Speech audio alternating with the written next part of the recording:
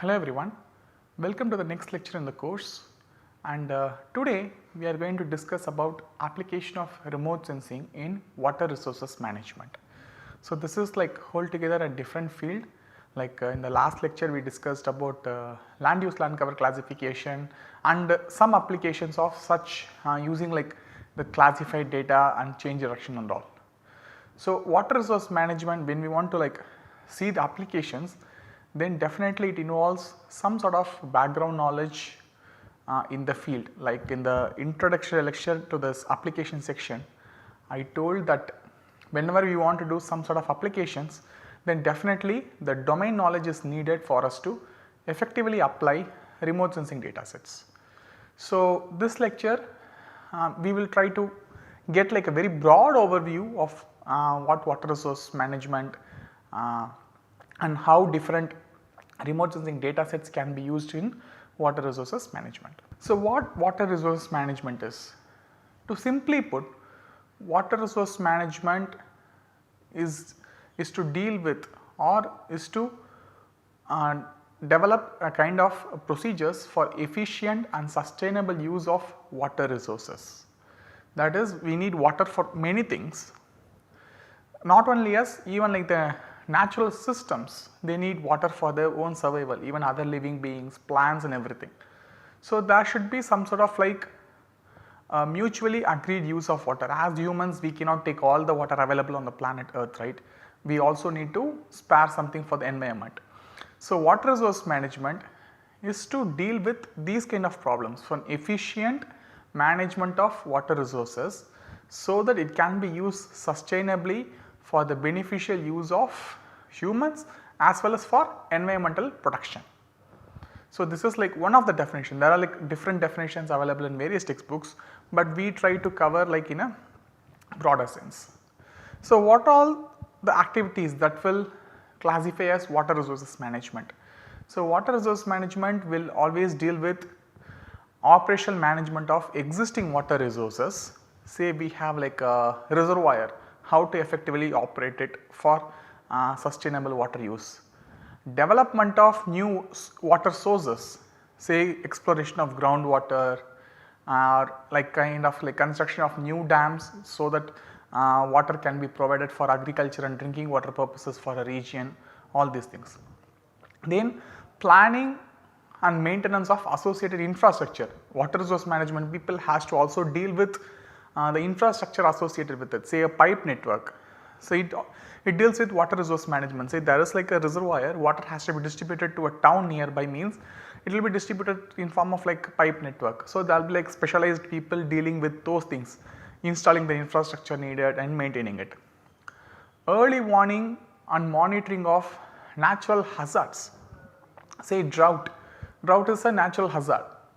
When drought occurs, then there will be like lack of water, it may affect food production, it may affect all living beings. So there should be some sort of activities going on for effectively monitoring such natural hazards, or even to forecast it. Say flood is a natural hazard. So when people predict that a region is going to be flooded, so the water resource or the infrastructure dealing with water resource, say a dam or kind of thing, they have to prepare for it, say adjust the water level so that the incoming water can be stored and released slowly. So all those plans they have to make.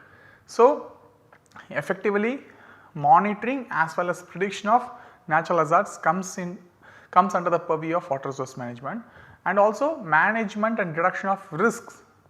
Whenever something is done by human, always there will be some sort of risk associated with it, say construction of a dam and maintaining a reservoir behind it. So this involves some sort of risk. What if the dam breaks, or if some say a flood occurs, how much people will suffer from the flood, how to mitigate the risk involved, or how to mitigate the hazard, the implications of hazard. So all these things. So water resource management is not like a small field, it encompasses several divisions, and there is like separate master's level program to teach the different aspects of water resource management. So it will be almost impossible for us to cover it in one course rather than even like in one lecture what we are going to see today. So, what are all the important variables that we will be requiring for water resource management? Naturally, for effectively managing the water resources, it will be beneficial if we have information about all components of water cycle and also how water is being like utilized basically. So, water cycle means how water water keeps on transforming itself from one phase to another or from one place to another. It goes through several parts of a water cycle. Say from the land or oceans, it may evaporate and go to the atmosphere. A part of it may come back as rain. So, whatever comes back as rain, it will be flowing along the hills and land, and it will be reaching the rivers. The rivers will flow to the oceans, a good fraction of it will go to the groundwater system and so on. So, this effectively is like a very simple example or simple explanation of like water cycle. But if we can quantify all these different components of the water cycle, it will be really beneficial or helpful for us to effectively manage them. So, if we know okay, there is like a severe groundwater shortage in one particular region, then the government over that region may not permit development of more groundwater extraction zones like installation of bore wells and all. So, there can be some sort of policy restrictions, or if we are able to like tell okay, the rainfall is going to be very poor in the next season, means okay, people will be prepared for it. So, they will be like trying to maintain the water they have in the reservoirs, reduce the consumption, all these things. So, effectively if we have information about the different components of water, it will definitely be of great use in management. So, what all the different components of water that we can get from remote sensing? Precipitation or rainfall basically, evapotranspiration, soil moisture, stream flow, groundwater level, and in some places rivers are fed by snow. So, the snow extent and snow water equivalence, water quality, all these things are some of like the important variables that people working in the domain of water resource management will require. In addition to this, the experts in the field will also require information about meteorological variables, say temperature, humidity, pressure and all, which will feed their models. Normally remote sensing will not go alone in most of the things for water source management. People will try to combine remote sensing data sets with some sort of models, and for running those models we will be needing meteorological variables. In addition to that, physiographic information such as land use, land cover maps, topography, that is elevation, all these things. Again these can be obtained from remote sensing. Land use, land cover we just saw in the last lecture. Topography, that is DEM, we can obtain from optical remote sensing or like stereo photogrammetry, that is, or radar remote sensing or even LiDAR, all these things. So, basically several variables have been listed for as needed in water resource management. In this lecture we will not be able to cover everything, but we will quickly see how remote sensing is helpful in retrieving two variables. One is evapotranspiration and another thing is soil moisture. First we will see how to model or estimate evapotranspiration from remote sensing. So, what evapotranspiration is? Evapotranspiration is the transfer of water from liquid phase or solid phase to vapor phase and getting removed from the surface to the atmosphere. Say you have like a bucket full of water.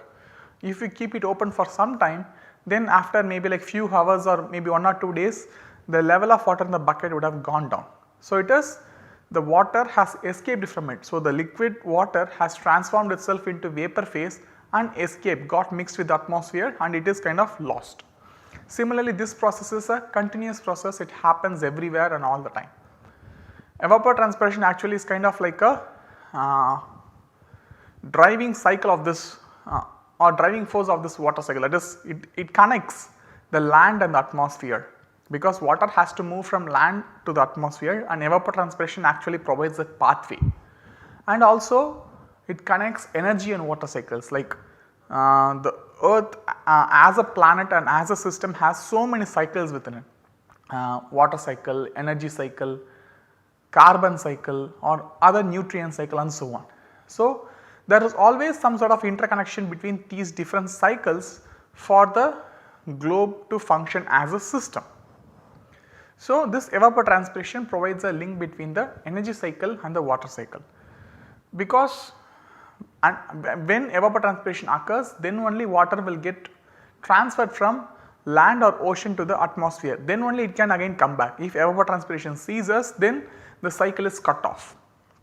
Not only like water getting directly transferred, plants also will transpire water. Like when you pour water to plants, it takes in water for its functioning, and a large fraction of that water goes back to the atmosphere in form of transpiration. Like plants will open their stomata, like tiny holes in the leaves, which will allow the water to escape. So, it provides cooling to the leaves, and it also like part of like the way in which vegetation functions. So, this is closely connected again with carbon cycle, how much plants transpire, very much closely connected with carbon cycle, because plants store carbon, it is the primary producer, right. So, it is kind of like a complex system in which evapotranspiration is actually like a finding place. So, monitoring this evapotranspiration is one of like the crucial elements for understanding earth as a system and also for various applications in water resources, agricultural purposes and so on. So, evapotranspiration is basically controlled by meteorological factors, that is, for evapotranspiration to occur, first thing you need a source of water. There should be some water present, maybe like on the land surface it may be wet, or there can be healthy vegetation, or there can be like a water body, anything, any source of water must be present. Then some atmospheric forcing means there should be some input energy to the system so that this water can gain energy and move away. Okay, because it needs some amount of energy for the water to get transferred from liquid form to vapor form and escape. So, that energy has to be provided. And when water transfers phase, like say for example like this is like a water body. So, the water molecules on the surface will get transferred as vapor. But now let us say this is like the entire air parcels closer to this water body is now saturated with water. Now it has to be moved away unless there is like a gradient, say here there is some water vapor in the atmosphere, there is like a water body or water surface which acts as a source of water. So, this water vapor has to be moved away so that fresh water can evaporate. So, there should be continuous transport of this water vapor away from the source, which is done by wind. Similarly, like temperature, humidity, all these things play a major role.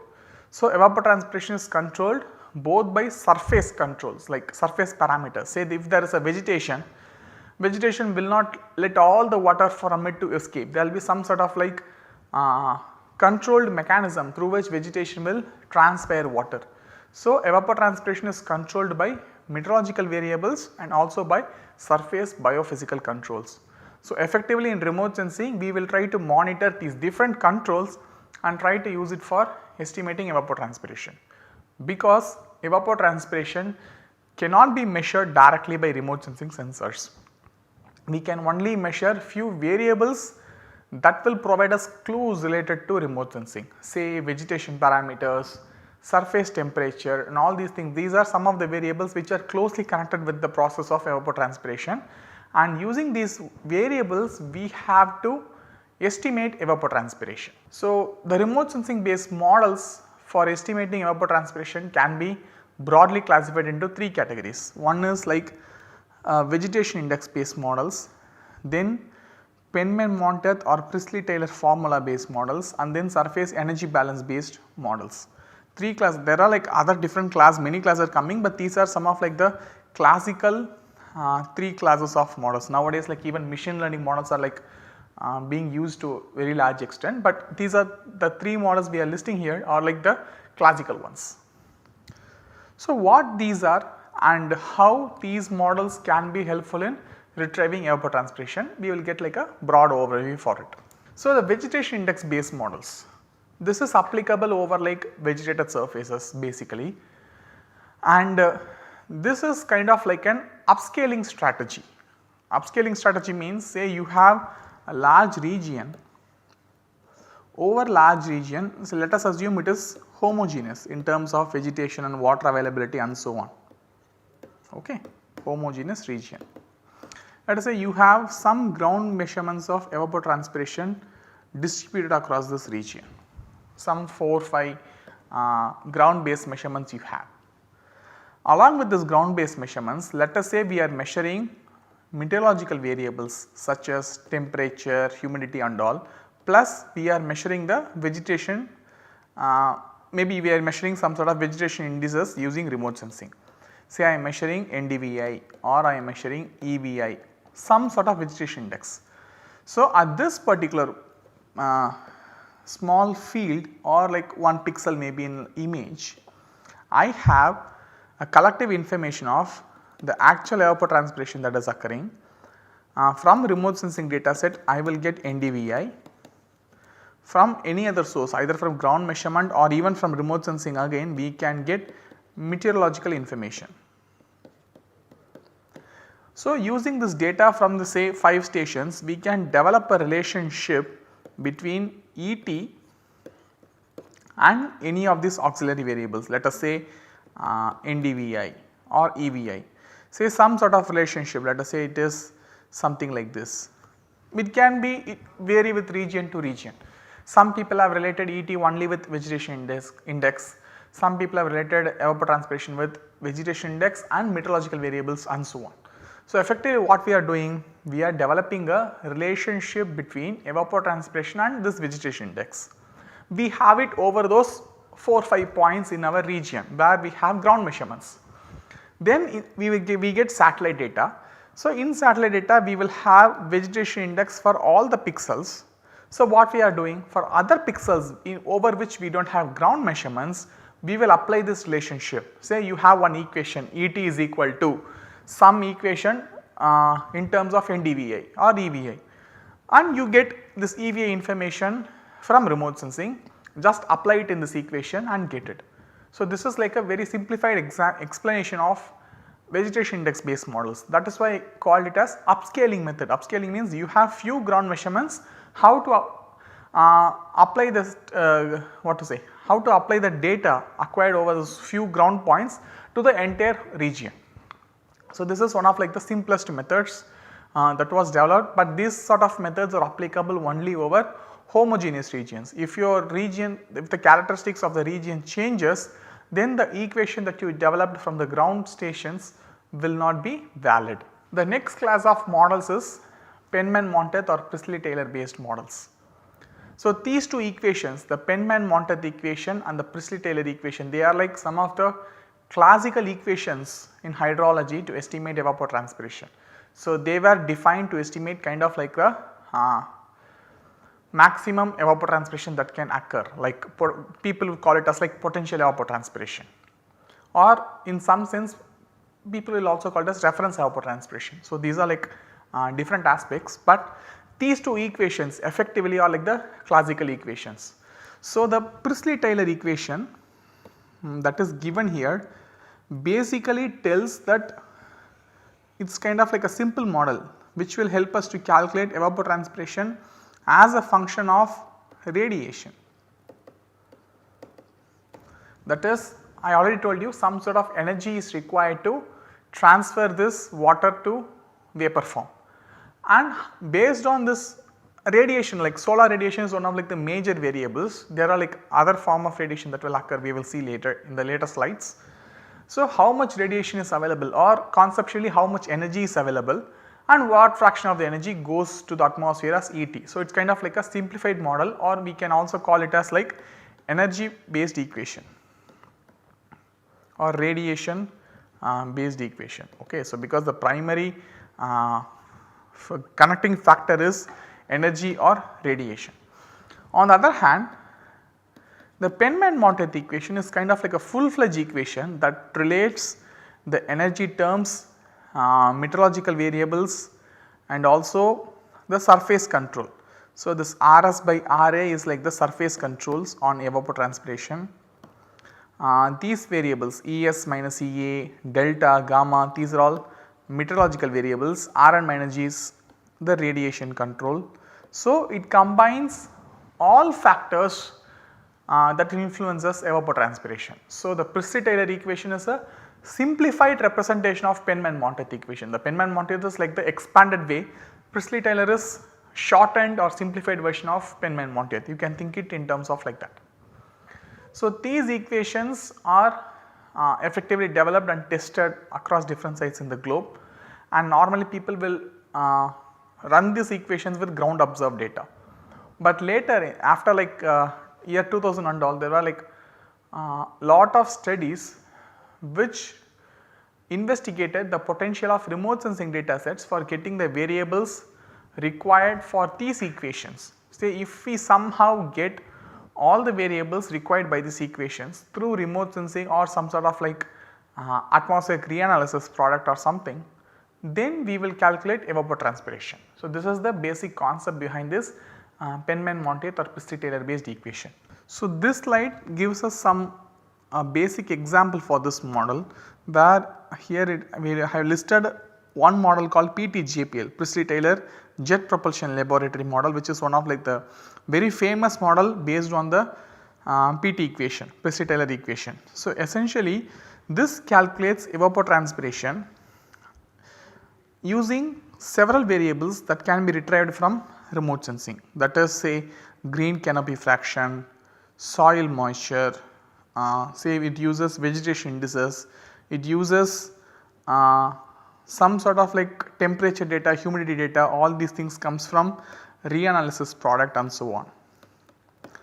So, effectively this model tells us, okay, these are all the different remote sensing data sets. If we combine them together in a certain fashion, we will be getting evapotranspiration. So, there are again plenty of different models available, say Penman-Monteith model is the basis for development of ET by MODIS product. MODIS has its own land product, evapotranspiration level flow product, which is based on Penman-Monteith equation. So, these are several different models are available, like each author may improve upon the equations used, how to relate the remotely sensed variables with those parameters within the Penman-Monteith equation or Priestley-Taylor equation. So, that itself is kind of a huge class of models are available within it. The next class of model is the surface energy balance based models.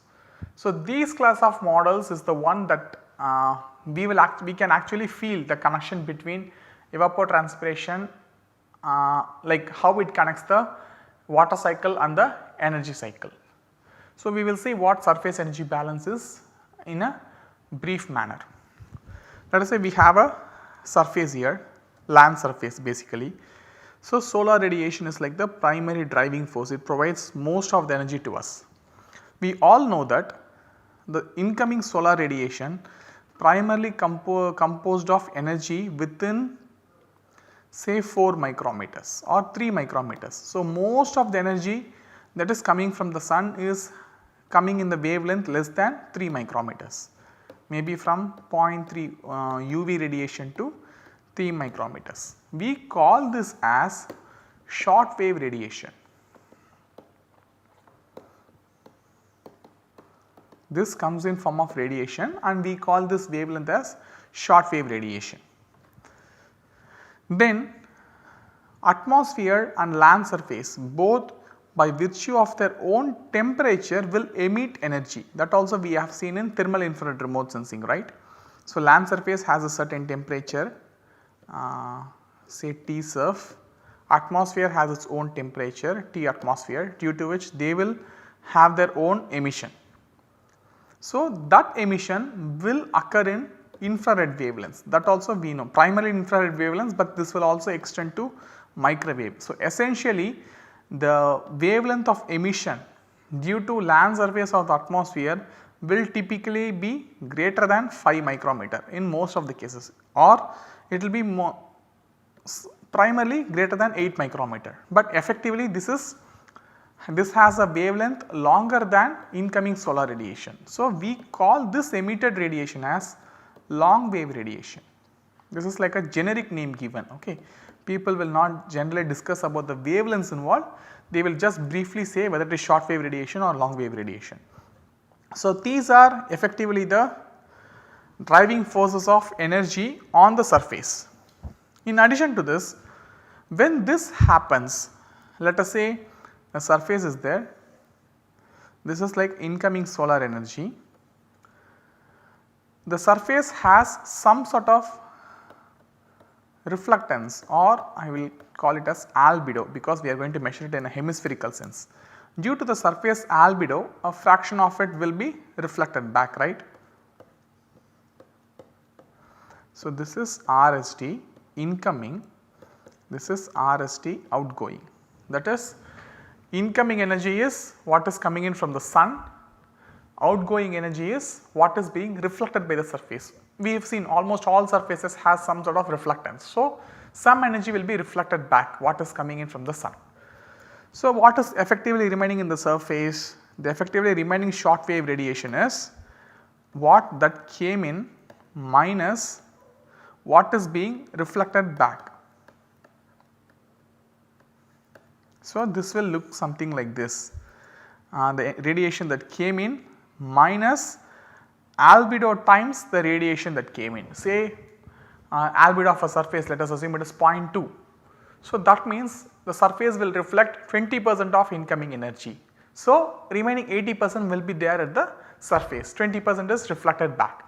So, this is with respect to short wave radiation. Similarly, land surface due to its own temperature will be keep on emitting energy. So, we call this as RL upward, this will be going upwards from the surface to atmosphere. Atmosphere is there, it will be emitting energy on its own due to its temperature, that will be RL downwards. Okay. So, all these things, these are the radiation components. So, effectively the net radiation available at the surface is given by RS incoming minus RS outgoing plus RL incoming minus RL outgoing. So, this is like the net energy available from radiation at the surface. Okay. So, this is due to solar radiation, RL incoming is due to atmospheric emission, RL upward is due to earth surface emission. Now, all this radiation will drive two important processes, it drives many processes, but for our discussions we will talk only about two processes, what we call it as turbulent exchange of energy. What will happen? Let us say land surface is now being heated up, like during daytime solar radiation will be more, it will be heating up the land surface to like a very good extent. So, what will happen? The temperature of the land surface has to go up somewhere, right. There is like air parcel nearby, there is land surface. So, land surface is getting heated by incoming all these radiation components. What will happen? The land surface will now heat up the air molecules near the surface, air molecules will go lesser in density, it will go up.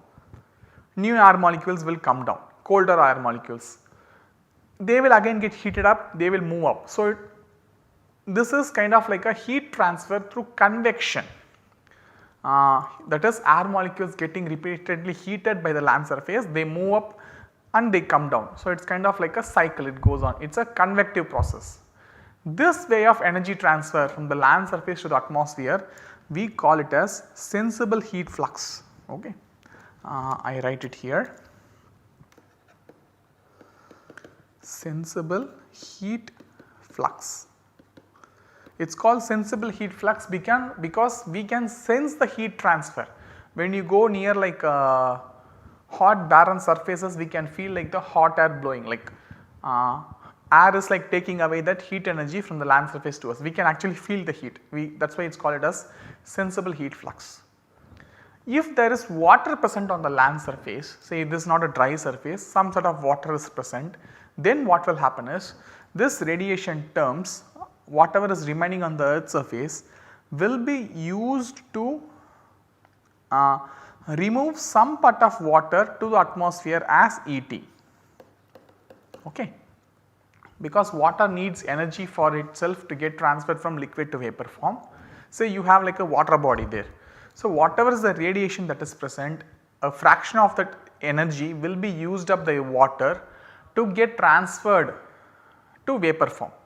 So, it uses some energy on its own, that is called latent heat flux or otherwise evapotranspiration. If you call it in terms of hydrological sense, we call it as evapotranspiration. If you call it in terms of like energy balance terms, we call it as latent heat flux. It is latent heat, latent means hidden. The energy used by water will not be known to us, because when there is like a phase change from liquid form to vapor form, the temperature of the water body, it will not change, the energy will be used up by the water for this phase transfer. So, the temperature will not rise, we may not even know that a phase change is happening, energy is being used. Okay. So, this is like the broad explanation of surface energy balance equation. Say the net energy or the net radiation of the surface is comprised of these 4 quantities, that will be equal to these 3, H plus E plus Q. H is the sensible heat flux, E is the evapotranspiration, and Q is what we call it as ground heat flux, that is transfer of heat from the surface to the ground surface through conduction process. Okay. So, in the introductory lecture to thermal remote sensing, I told about different processes, right, different ways of heat transfer, conduction, convection, radiation, all these things are happening here on the surface. Incoming energy is primarily through radiation, the transfer of energy happens through convective process, again like under the ground the heat gets transferred through conduction, all these things comes. So, effectively if you think all the radiation terms that is coming to the surface effectively will be equaled out by these 3 terms H plus E plus Q. So, you can see like if we can calculate this energy terms, we can easily calculate the E out of it. So, that is like the basic principle of surface energy balance based equation. Okay. So, this is how we will calculate.